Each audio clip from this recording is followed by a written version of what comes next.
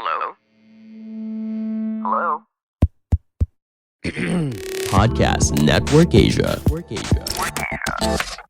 Lisih wangi seliramu tumaking sirno ojo tangi kan guling awas jo ngetoro aku lagi bang wingo Yen setan kang tak putusi Dudu sembarang Ojo layu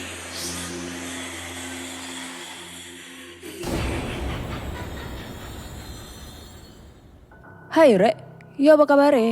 Ketemu lagi dengan aku si Ana di podcast kisah horor.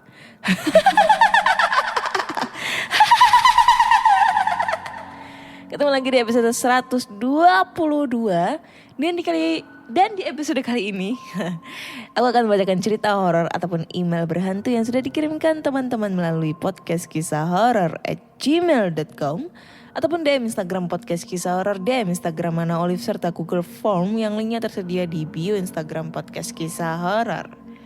Agak gak semangat ya hari ini untuk openingnya ala-ala aka-aka ketawa kuntilanak atau musang birahi ya.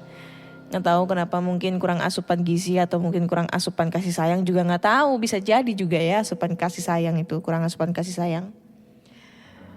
Gimana? Welcome to malam Jumat. Hari ini malam Jumat apa ya kira-kira? Kalau misalnya ini kan tayangnya Jumat nih. Kira-kira ini malam Jumat apa kalau misalnya kita dengerin ya? Coba kita cek dulu. Tanggalan Jawa. Nih. Kalau kita cek dan recheck untuk tanggal ini tanggal 9. Oh, itu masih di PON. Belum Kliwon, Bro, karena Kliwonnya bertepatan di minggu depan. Itu tanggal 16 itu Kliwon jir. Wah, bakal menjadi suatu ini ya, malam yang sakral, malam yang horor kayak gitu ya. Gimana di tempat kalian? Apa masih hujan? Karena di Surabaya ini masih panas banget, hot pop ya. So langsung aja kita bacakan cerita horor yang udah ngantri untuk dibacain. Dan cerita pertama ini datang dari Google Form. Kayaknya kita baca di Google Form semuanya ya. Cerita pertama ini datang dari mana? Jai nih. Assalamualaikum warahmatullahi wabarakatuh, Kak Ana dan semuanya. Waalaikumsalam. Perkenalkan, namaku Jai. Aku berasal dari salah satu kota di Kalimantan yang rencananya akan jadi calon ibu kota negara. Di sini aku mau sharing cerita-cerita yang aku dapat dari orang-orang sekitarku. Dan aku harap agan-agan semua atau Kak Ana bisa menikmati cerita ini. Oke, kita mulai. Makhluk yang ada di kebun Abah. Cerita pertama tentang kebun almarhum bokapku yang sekarang udah dijual. Kejadiannya tahun 2010-an. Jadi cerita ini diceritakan oleh penjaga kebun bokap bernama Amang Udin. Amang artinya paman. Kebetulan Amang Udin ini beliau berilmu atau berani. Jadi beliau mengambil kerjaan di kebun bokap yang lumayan jauh, agak masuk ke dalam hutan. Lokasi kebun bokap aku di daerah hutan dekat bandara di Kalimantan.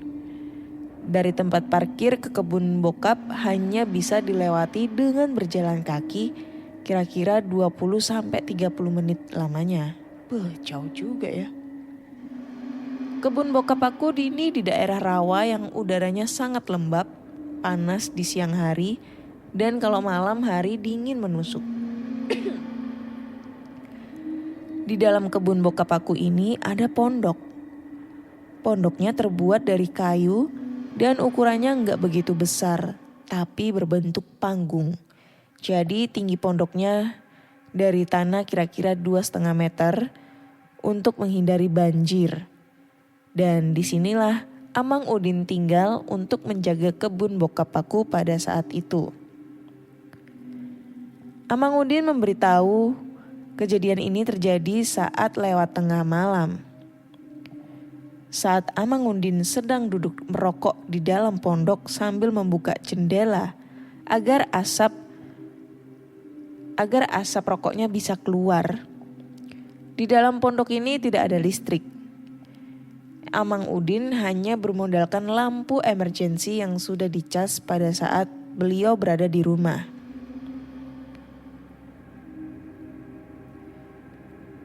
Waktu kira-kira menunjukkan pukul 1:30 dini hari. Amang Udin dikejutkan oleh suara geraman berasal dari tengah kebun singkong. Suara geraman itu terdengar seperti suara geraman anjing yang sedang marah. Seperti udah mirip ya. Dengan suara hela nafas yang kencang melewati hidung. Seperti banteng. Di saat itu tanaman singkong sudah mau panen, jadi tinggi-tinggi tanamannya. Amang Udin pun melihat dari dalam pondok kira-kira jaraknya 15-20 meteran dari pondok. Pada awalnya Amang Udin tidak berpikiran yang aneh, mungkin anjing liar. Tapi ternyata yang dilihat adalah makhluk yang bentuknya cukup aneh.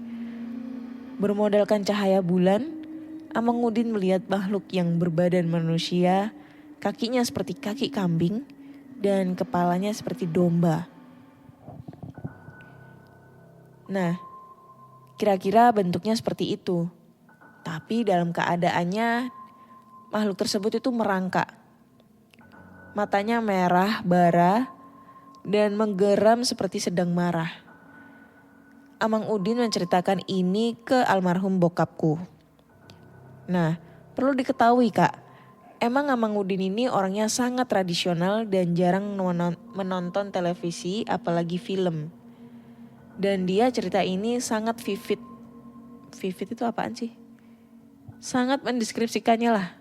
Detail mungkin ya, detail mendeskripsikannya. Anjir belibet bro. Pada saat itu Amang Udin orangnya sangat berani. Jadi beliau bertanya sambil setengah berteriak ke makhluk itu. Ada apa gerangan kamu ke sini menampakkan diri? Makhluk itu tetap diam di tempat sambil menggeram. Dan di saat Amang Udin mengarahkan senternya ke makhluk itu, dia lari ke arah belakang masuk ke dalam hutan. Tapi belum selesai di situ ceritanya.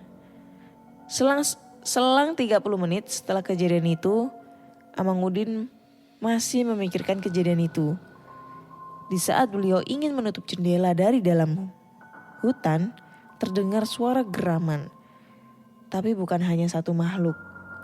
Suara geraman itu terdengar banyak dan dari kegelapan hutan banyak mata bercahaya, merah bara api yang sedang menatap ke arah pondok Amang Udin.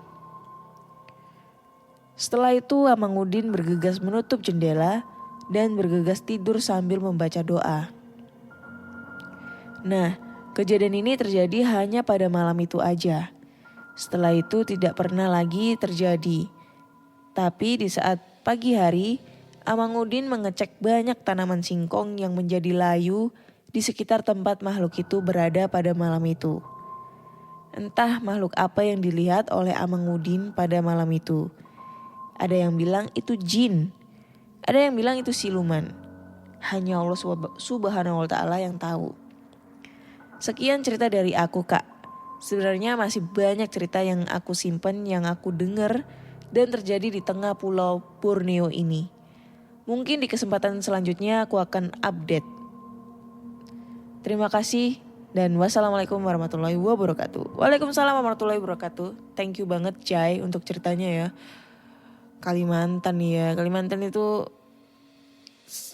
pulau dengan banyak hutan. Dan you know lah kalau kita tinggal di sekitaran hutan itu banyak banget hewan buas. Apalagi horornya tuh dapat banget ya, kerasa banget kalau kita tinggal di daerah hutan. Apalagi nih si Amang Udin.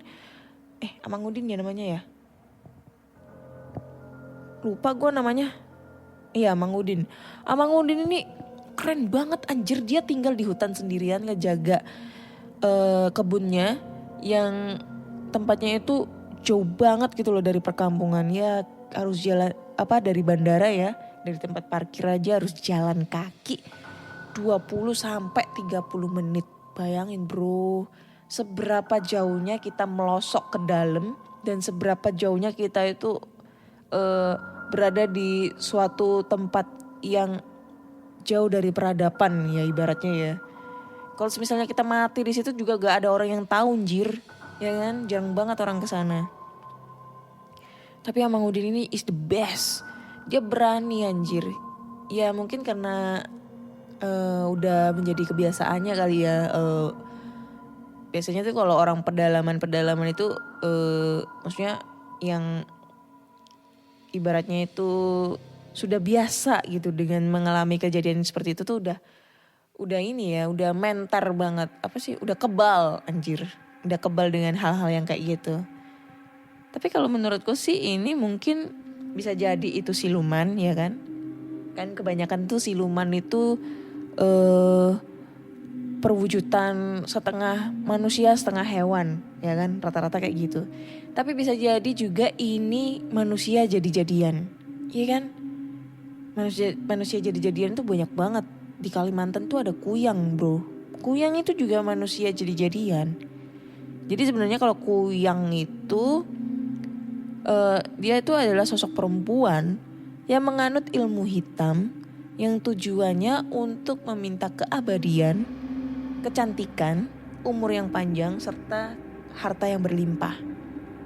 Dan salah satu metode yang dijalankannya adalah menjadi kuyang untuk menghisap darah wanita hamil. Darah apa sih? Pokoknya makan janin bayi yang biasanya itu masih dalam kandungan. Kalau nggak gitu ari-ari, kalau nggak gitu ya darah-darah orang yang habis melahirkan gitu. Nah itu setauku sih ya kuyang. Tapi nggak tahu ya di zaman sekarang itu masih ada kuyang apa enggak gitu loh. Kalau misalnya zaman-zaman dulu itu ya maksudnya era-era masih 90 80 itu percaya banget kalau masih banyak orang yang menganut ilmu-ilmu kayak gitu ya. Kejawen. Kalau di Jawa sih lebih kejawen ya. Tapi kalau semakin perkembangannya zaman ini semakin modern itu mungkin agak sedikit sih. Tapi nggak tahu ya kalau sekarang ya, karena lagi pandemi mungkin orang bakal menghalalkan segala cerita. Karena baru kemarin nih gue ngeliat di Instagram ada salah satu berita bahwa di daerah Sulawesi Selatan, di daerah Goa itu ada sekeluarga yang mencongkel mata anaknya sendiri sebelah kanan hanya untuk mendapatkan kekayaan. Jadi mereka tuh kayak menganut pesugihan ya, karena adanya pandemi dianya paceklik, kekurangan dan ibaratnya tuh dilanda kemiskinan ya, karena serba kekurangan karena pandemi. Akhirnya dia sekeluarga itu ya, kakek, paman, ayah, ibu, kalau nggak salah terakhir tuh ayah ibunya tuh masih dalam kondisi di rumah sakit jiwa gitu kan. Sedangkan kakek sama pamannya sudah dijadikan tersangka. Itu datang ke orang pinter untuk ibaratnya meminta sebuah kekayaan, dan orang tersebut itu memberikan syarat, yaitu memberikan tumbal. Nah tumbalnya ini mencongkel mata anaknya sendiri yang masih usia 6 tahun. Gila kan itu? Untungnya itu, ya bukan untung sih sebenarnya, cuma waktu tetangga-tetangganya itu menyelamatkan, mata sebelah kanannya tuh sudah tercongkel. Gak kebayang dong kalau misalnya itu jadi anggota keluarga kalian ya, ada di anggota keluarga kalian terus tiba-tiba salah satu anggota keluarga kalian dijadikan tumbal oleh orang lain, seberapa sedihnya kita ya melihat kejadian tersebut. Cuma ini udah tega banget seluruh anggota keluarganya, bapak, ibu, kakek, sama pamannya yang melakukan itu. Dengan kebodohan yang tidak manusiawi menurutku. Itu deh. Jadi please jangan ditiru. Kita memang maklumi karena pandemi ini kita menjadi serba kekurangan. Dampak PPKM juga membuat kita serba bingung untuk mencari nafkah, atau mungkin ya sedang mencari pekerjaan juga susah. Tapi setidaknya kita harus berpikir dengan pola pikir kita yang sehat.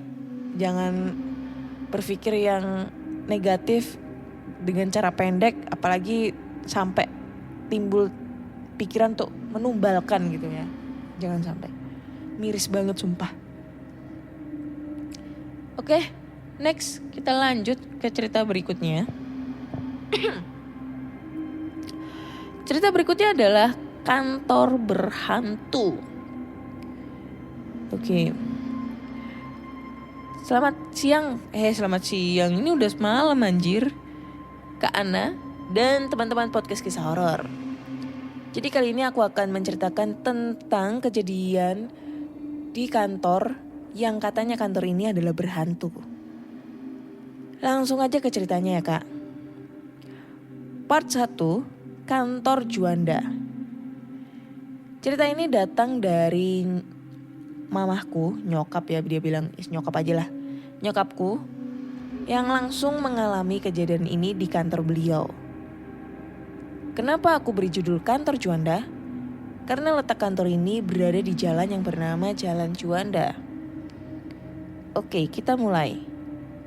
Nyokap aku adalah seorang karyawati di salah satu BUMN. Beliau sudah mengabdi selama hampir 30 tahun di kantor BUMN ini. Cerita ini terjadi pertengahan tahun 2010. Kantor nyokap aku kedatangan bos baru karena di kantor nyokap aku ini mengadakan rotasi manajer setiap beberapa tahun sekali yang datang dari berbagai penjuru Nusantara. Karena jabatan nyokapku di kantor adalah supervisor yang bisa dibilang beliau adalah wakil manajer di kantor itu. Kejadian aneh pertama. Bos baru nyokap aku ini datang dari Pulau Sulawesi. Beliau bisa dibilang adalah orang yang mempunyai indera keenam atau kemampuan untuk berkomunikasi dengan makhluk gaib. Pada awal bos baru ini datang, banyak kejadian aneh atau yang janggal yang sering terjadi di kantor nyokap aku. Pada suatu hari, nyokap aku dikejutkan dengan gudang penyimpanan barang yang porak-poranda seperti diterjang angin badai. Kotak-kotak barang berserakan anehnya. Kotak-kotak barang berserakan. Anehnya, kotak-kotak kardus ini porak-poranda hanya di bagian tengah seperti membentuk kawah. Jadi bayangkan bagaimana caranya kotak-kotak kardus ini berantakan di tengah, tapi di bagian pinggirnya tidak berantakan. Orang-orang kantor berasumsi bahwa itu dilakukan oleh kucing yang sedang mengejar tikus. Tapi tetap saja kejadian yang aneh. Lalu kejadian aneh kedua. Beberapa lama kejadian itu sudah berlalu, kejadian baru lagi terjadi. Kali ini datang dari penjaga kantor. Penjaga kantor ini dia tinggal tepat di sebelah kantor nyokap aku. Jadi pada malam hari dia bolak-balik rumah kantor. Pada suatu malam, penjaga kantor dan anak-anaknya menonton televisi di lantai 1 kantor. Karena televisi kantor ini berlangganan TV kabel. Jadi banyak memiliki channel-channel televisi yang menarik.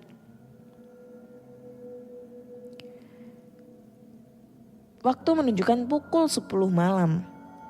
Pak penjaga kantor dan anak-anaknya sedang menonton televisi. Tiba-tiba dari lantai 2 terdengar suara orang berkelahi. seperti suara anak-anak remaja bertengkar dan berteriak histeris. Perlu diketahui kan, Kak, dan lain-lainnya, suara orang bertengkar ini cukup kencang sampai-sampai terdengar ke rumah-rumah tetangga. Sehingga para tetangga berdatangan untuk mengecek kejadian tersebut. Nah, kantor nyokap aku ini sebenarnya rumah besar yang difungsikan sebagai kantor. Para tetangga berdatangan untuk mengecek yang mereka menemui penjaga kantor dengan 2 anaknya. Penjaga kantor mengatakan suara itu datang dari lantai 2. Mereka pun bergegas mengecek ke lantai 2. Apa atau siapa penyebab suara kencang itu? Suasana sepi, hanya ada meja-meja yang ditata dengan rapi. Anehnya, peralatan-peralatan kantor di atas meja semua berantakan dari kertas dan pulpen dan lain-lainnya. Berserakan di lantai seperti ada orang yang berkelahi di atas meja-meja tersebut. Penjaga kantor dan para tetangga juga menemui jejak kaki berwarna hitam di salah satu meja. Anehnya lagi, mereka cek di setiap sudut kantor, tidak ada siapapun, dan jejak kaki itu hanya ada di meja itu. Akhirnya mereka sepakat untuk membubarkan diri, walaupun mereka bingung kejadian apa yang sebenarnya terjadi di kantor tersebut. Berikutnya tragedi yang sampai menyebabkan kematian hantu Mariaban. Ini adalah bagian terakhir dari cerita part 1 kantor berhantu yang terjadi di kantor Juanda ini. Setahun setelah kejadian ini, kantor nyokap aku pindah ke lokasi lain yang akan aku ceritakan di part 2. Kejadian ini bisa dibilang tragedi yang akan selalu membekas di benak nyokap aku. Mendekati akhir tahun 2010, kejadian-kejadian aneh terus terjadi dan kejadian inilah yang menjadi puncak dari kejadian-kejadian aneh tersebut. Di awal cerita ini aku memberitahu bahwa bos baru nyokap aku ini berasal dari Sulawesi. Kira-kira kejadian ini terjadi setelah 3-4 bulan beliau pindah ke kantor ini. Di awal juga aku sebutkan bahwa bos nyokap aku ini memiliki ilmu untuk berkomunikasi dengan makhluk gaib. Tapi hal inilah yang membuat tragedi ini terjadi. Dikarenakan jengkel dengan kejadian-kejadian aneh yang terus terjadi, beliau akhirnya memutuskan untuk berkomunikasi dengan makhluk gaib yang ada di kantor. Akan tetapi, beliau melakukan kesalahan, yaitu beliau berkomunikasi dengan nada mengancam. Ini aku kutip dari yang diberitahu oleh nyokap ya, Kak. Bos nyokap aku ini mengatakan, "Ayo, tunjukkan wujudmu. Ayo cepat maju. Saya tidak takut. Di depan rumah kau nanti akan ada bendera kuning." Nyokap aku yang ada di saat itu mengatakan untuk tidak mengatakan seperti itu. Nyokap aku memberitahu kepada bosnya bahwa ini bukan tempat asal bapak. Tolong jangan berkata seperti itu.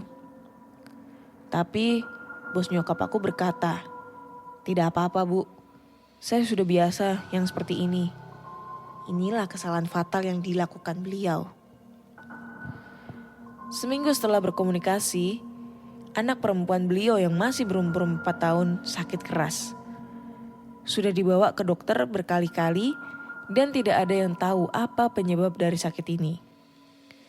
Akhirnya beliau memutuskan untuk membawa anaknya ke pengobatan alternatif atau dalam bahasa ke dukun. Nyokap aku menyarankan bosnya untuk manggil kenalan sebut saja Ibu M. Ibu M ini bisa dibilang orang yang bisa mengobati hal-hal yang berhubungan dengan hal-hal metafisika. Seperti kayak Ibu Ningsih Tinampi. Akhirnya dipanggillah Ibu M ini untuk mengobati anak bos nyokap aku ini. Pertemuan pertama dilakukan pada hari Rabu siang. Ibu M mulai mengobati anak bos nyokap aku ini. Ia pun berangsur-angsur membaik, yang awalnya menangis terus seperti kesakitan, akhirnya sudah mulai tenang. Untuk pengobatan hari ini, hari Rabu, disudahi dulu. Akan disambung besok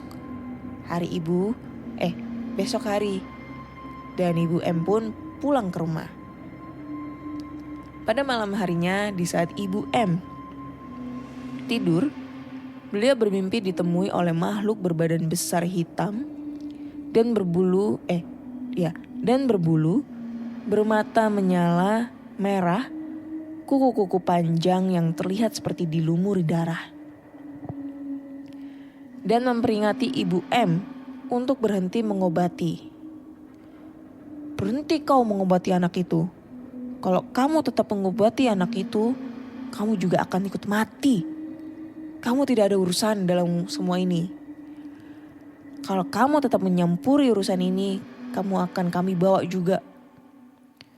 Pada keesokan harinya, hari Kamis yang dijadwalkan, Ibu M tidak bisa datang dan mengatakan sudah tidak bisa lagi mengobati. Pada Kamis malam, anak perempuan bos nyokap aku pun meninggal dunia. Anak perempuan manis yang masih berumur 4 tahun. Setelah kejadian itu, bos nyokap aku kembali ke Sulawesi untuk menguburkan anaknya dan memutuskan untuk tidak kembali lagi. Ada pepatah mengatakan, di mana bumi dipijak, di situ langit dijunjung. Haruslah kita mengikuti atau menghormati adat istiadat di tempat tinggal kita. Sekian dan terima kasih Kak. Oke. Thank you banget buat ceritanya. Agak sedikit panjang ya ceritanya ya. Gimana ya? Ini Juanda mana sih? Juanda Surabaya ya? Kalau di Surabaya sih Juanda lebih ke jalan ini ya. Jalan utama sih, jalan besar. Tapi kalau aku dengar ceritanya si Mas siapa ini, nggak nyebutin namanya lagi anjir. Itu lebih kayak ke kompleks sih ya rumahnya itu ya. Karena kantornya ya. Karena yang dia bilang itu adalah kantornya itu berupa rumah besar yang dijadikan kantor kayak gitu. Jadi lebih kayak ke kompleks. Mungkin bukan di Surabaya kali ya. Soalnya Juanda juga banyak ya yang pakai nama Juanda di seluruh Indonesia. Di Pacitan ada, di Malang ada, di Jakarta ada, di Surabaya ada, di mana-mana lah. Cuma dia tidak menyebutkan detailnya itu di daerah mana. Dan setauku mungkin ya, menurutku ya, ini mungkin hantu ini adalah penunggu sebelum bangunan itu dibangun, ibaratnya kayak gitu. Sebelum bangunan itu dibangun, sudah ada penunggunya yang lebih sesepuh. Karena bisa dilihat ilmunya, dalam arti kekuatan si makhluk tersebut itu sangat gede. Sehingga bisa menghilangkan nyawa orang lain. Itu bahaya banget anjir. Kalau sampai makhluk halus, makhluk goib lah, jangan bilang makhluk halus. Makhluk goib bisa mencelakain orang lain atau sampai buat kematian, berarti itu kan ilmunya udah tinggi banget tuh. Bisa dikatakan kasta siluman ya, iblis atau apapun lah. Kalau setan-setan biasa sih enggak ya. Pocong atau mungkin kuntilanak enggak juga sih. Kecuali kalau misalnya pocong hitam, kuntilanak hitam itu kan dia kan metode untuk untuk santet. Nah itu gue baru percaya karena kuntilanak hitam, pocong hitam itu tuh ada yang memelihara gitu loh. Ibaratnya itu pasti disuruh sama orang lain. Tapi kalau ini ceritanya lebih kayak si penunggu lokasi tersebut. Cuma karena arogannya si bosnya ini membuat penunggunya di sana itu marah. Nah itu. Jadi bisa ya itu tadi ada kata-kata mutiaranya ya. Di mana bumi dipijak, di situ langit dijunjung. Haruslah kita mengikuti atau menghormati adat istiadat di tempat tinggal kita. Jadi mau kamu di mana aja, mau kamu di kotamu sendiri atau di tempat orang lain, setidaknya kalian harus saling menghormati menjaga tata krama kalian supaya tidak terjadi hal-hal yang tidak diinginkan. Kayak gitu. Panjang ya ceritanya. Oke. Next, lanjut ke cerita terakhir ya. Anjir, karena jam udah menunjukkan 1:30 dini hari anjir, udah mulai merinding disco. Ini sambil main domino hex nih, nyari chip anjir. Oke. Cerita berikutnya ini datang dari anjir lah, siapa lagi nih? Dari siapa ini anjir? Nggak ada namanya. Ntar gue baca. Oh, dari Dian. Namanya Nyimpil, dari Dian, dan judulnya adalah Pesugihan Mayat Hidup. Anjir lah. Ini ceritanya serem-serem kayaknya nih ya. Assalamualaikum warahmatullahi wabarakatuh. Waalaikumsalam. Selamat malam Kak Ana. Kali ini aku akan mencerita atau sharing tentang kejadian mistis yang ada di tengah pulau Kalimantan lagi. Tanah kelahiranku. Anjir, kali ini 2 cerita Kalimantan ya. Oke, langsung saja kita mulai Kak. Cerita ini aku dapat dari Amang Wameng. Ini 2 cerita dari Kalimantan, nggak sengaja ya, karena aku kan bacainnya secara berurutan ya. Tapi ini beda pengirim. Dari Amang Irah. Jadi Amang itu paman Kak disebutnya di sini. Beliau bekerja sebagai supir mobil travel milik keluarga aku. Amang Irah ini setiap hari berpergian dari Kalimantan Tengah ke Kalimantan Selatan untuk mengantarkan penumpang. Jadi banyak cerita yang dia dapat selama menjadi supir. Kejadian ini terjadi di tahun 2005-an. Di saat itu Amang Irah belum bekerja dengan keluargaku Kak. Tapi beliau sudah menjadi supir pada saat itu. Pengalaman ini dia alami sendiri, yaitu mengantar orang yang ingin melakukan pesugihan.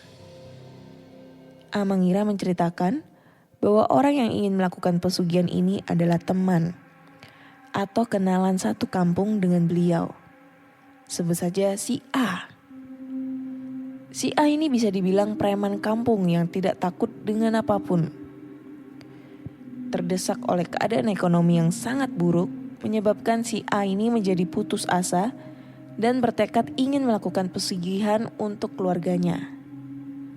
Nah, si A berkonsultasi dengan orang yang tahu bahwa pesugihan ini ada.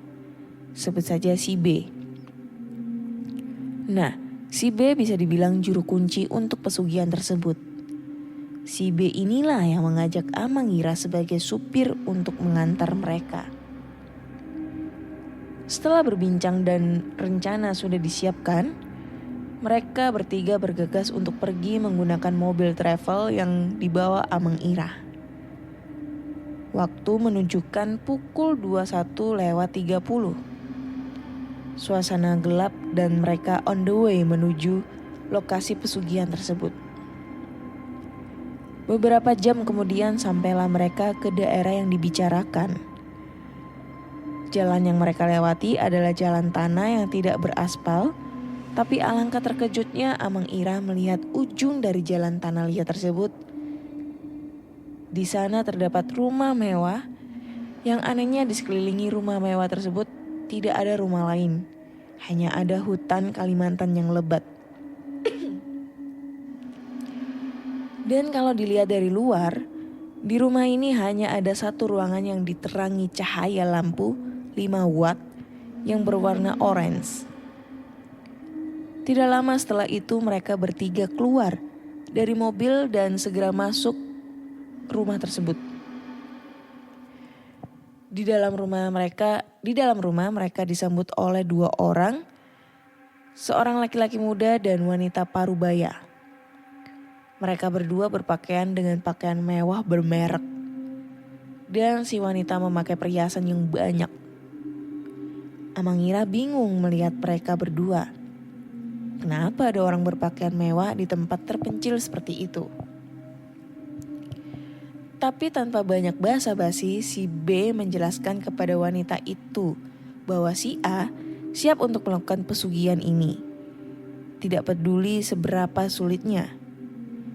Amangira hanya diam mengamati dari belakang. Si wanita parubaya menjelaskan bahwa yang sekarang melakukan pesugihan adalah suaminya.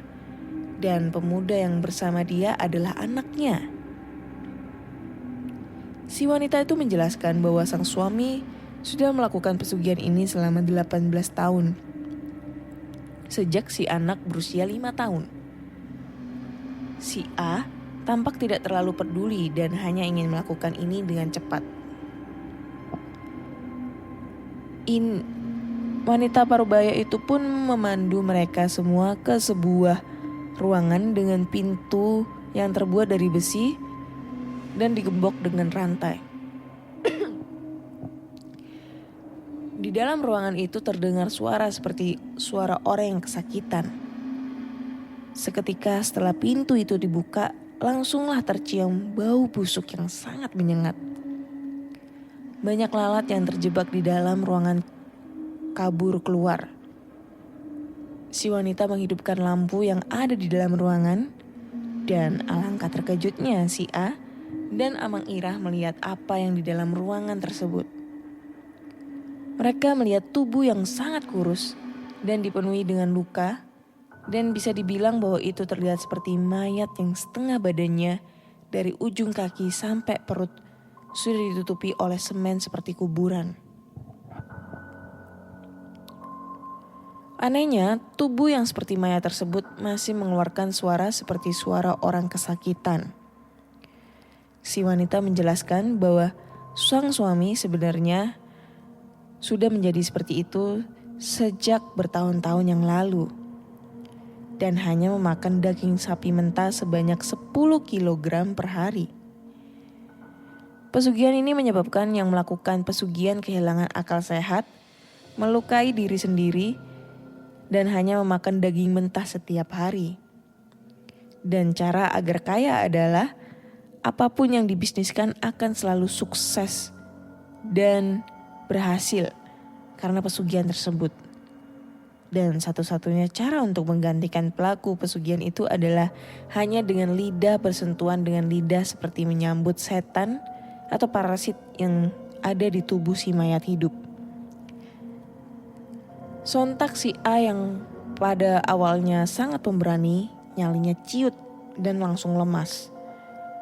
Mundur 3 langkah dan menyatakan dirinya tidak siap untuk menjadi seperti itu.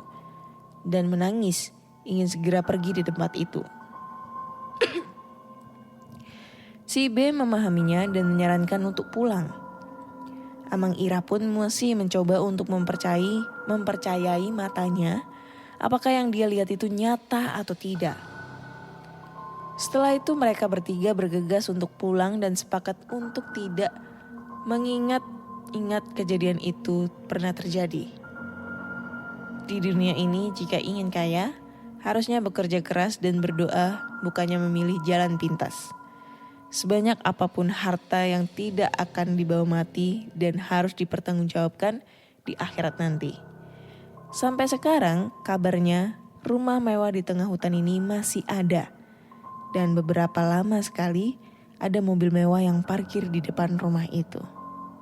Anjir. Selesai guys ceritanya. Capek juga bacain cerita. Wih keren sumpah ini. Ini kalau misalnya kejadiannya nyata dan real. Maksudnya realnya itu rumah tersebut itu masih ada. Aduh. Bisa dibilang serem juga ya anjir ya. Ini ternyata nyambung ya. Dari tadi waktu di awal-awal cerita aku cerita masalah kejadian yang lagi booming sekarang adalah sekeluarga melakukan pesugihan untuk mendapatkan sebuah kekayaan dengan cara tumbal. Tumbalnya adalah mencongkel mata anak gitu, anak dari si pelaku tersebut yang masih berusia 6 tahun. Dan di Kalimantan ini juga ada anjir pesugihan dengan cara ya itu tadi, apa ya, ibaratnya kayak mayat hidup ya, mayat hidup yang akhirnya bisa mengganggu psikisnya dia sehingga dia menjadi apa namanya, tulang belulang ya, ibaratnya seperti mayat hidup dan hanya memakan daging sapi mentah sebanyak 10 kilogram per hari. Gak kebayang ya itu kayak gimana, anjir lah, daging mentah 10 kilo per hari, amisnya kayak gimana, enaknya kayak gimana, anjir ya kan.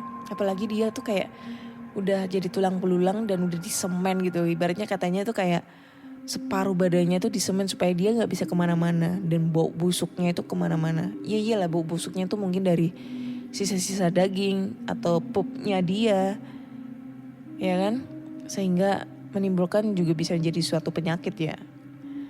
I don't know kenapa dia belum bisa mati, tapi kalau kata orang-orang nih ya, orang-orang kalau semisalnya ada manusia yang menganut ilmu hitam atau mungkin punya pegangan ya, dan pada saat itu dia sedang keadaannya lagi sakit atau mungkin sudah tua dan gak bisa mati, atau ibaratnya tuh sudah sakit-sakitan banget gitu tapi susah untuk meninggal ya, ibaratnya ya pokoknya susah meninggal, tapi mereka tuh kayak, dia tuh kayak merasa kesakitan terus. Itu bisa jadi karena dia masih punya anutan ilmu hitam itu atau pegangan, karena katanya sih kalau seseorang ya ibaratnya kayak dukun atau apapun itu yang punya pegangan itu susah banget untuk mati. Dan bisa matinya kalau dia bisa dilepas pegangannya itu. Ya perlu dengan ritual-ritual juga sih. Karena ini kejadian banget beberapa bulan yang lalu ya. Jadi aku punya temen nih, ya mungkin udah di atasku jauh lah. Jadi dia tuh punya suami.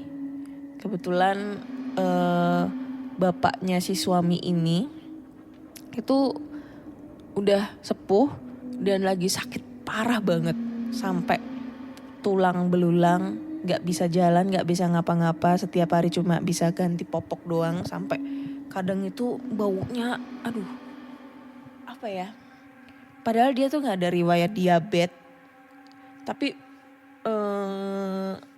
kayak dia tuh ngeluarin nanah di kakinya dan baunya busuk banget gitu katanya. Tapi dicek di kedokteran itu nggak punya diabetes, nggak punya penyakit apa-apa. Jadi ibaratnya tuh ya nggak tahu sih ini penyakit dari mana gitu kan. Tapi kondisinya tuh sangat mengenaskan karena aku dulu pernah diliatin fotonya. Terus dia juga pernah tanya aku untuk gimana caranya bisa mencari orang yang bener-bener pinter atau mungkin ustadz yang pinter banget yang bisa ngelepas pegangannya dia dalam hal tanda kutip itu ilmu hitamnya dia. Jadi dia tuh udah nyari berapa orang sampai Ning Siti Nampi pun itu tidak bisa, karena memang si bapaknya tersebut itu tidak rela untuk melepaskan pegangannya dia, sampai akhirnya dia susah meninggal. Terus beberapa bulan berikutnya, tepatnya 3 bulan yang lalu, akhirnya bapak mertuanya temanku ini sudah dipanggil sama Yang Maha Kuasa, dan kondisinya sangat mengenaskan. Dan itu bisa lepas dari pegangannya itu harus mendatangkan 5 ustadz. Bayangin dong, 5 ustadz cuma buat ibaratnya melepas semua yang ada di dalam diri bapak itu. Karena konon katanya sih, ceritanya sih, bapak tersebut itu memang menganut ilmu hitam, atau bisa dibilang pada saat masa mudanya dia itu menjadi dukun gitu di kotanya dia kayak gitu. Jadi masa mudanya itu dia udah jadi dukun, dia menganut banyak banget ilmu hitam, yang ibaratnya itu dia juga punya ilmu untuk kekebalan diri, ilmu panjang umur dan lain-lain. Tapi pada saat di hari tuanya itu sangat menyiksa di dalam dirinya. Sedangkan kalau misalnya dilepas pun dia tuh tadinya tuh gak mau, karena pengen hidup abadi. Tapi dari itu juga efek sampingnya itu membuat badannya kurus kering, selalu mengeluarkan bau busuk, padahal dicek di medis itu tidak ada penyakit apapun. Kayak gitu. Serem banget anjir, sumpah. Ini kejadian real banget sih. Tapi gue gak bisa ngasih tahu fotonya kayak gimana ya modelnya. Ya kalian bayangin aja kalau misalnya kalian ketemu ngelihat orang yang kurus kering tinggal tulang belulang sama kulit. Nah itu kondisinya tuh seperti itu, mengenaskan kayak gitu. Jadi ya aku ingetin lagi lah di pandemi kayak gini kalian harus berpikir sehat ya, nggak usah berpikiran aneh-aneh sampai harus ke dukun untuk mencari jalan pintas supaya mendapatkan kekayaan. Nggak usah lah. Kerja aja deh, kerja apapun yang penting halal. Kalian kerja jualan koran juga halal juga. Yang penting niat, tekad, dan doa. Itu yang bisa melancarkan kita supaya kita mendapatkan rezeki. Nah itu, apalagi di zaman yang kayak gini. Apalagi sekarang kan, kalau di Surabaya sekarang sih udah turun ya levelnya. Di Jawa udah turun jadi level 2. Nggak ngerti kalau di lokasi lain. Tapi ya kita doakan semoga pandemi ini cepat berakhir ya supaya penderitaan kepada masyarakat lain itu bisa selesai gitu, bisa menjadi suatu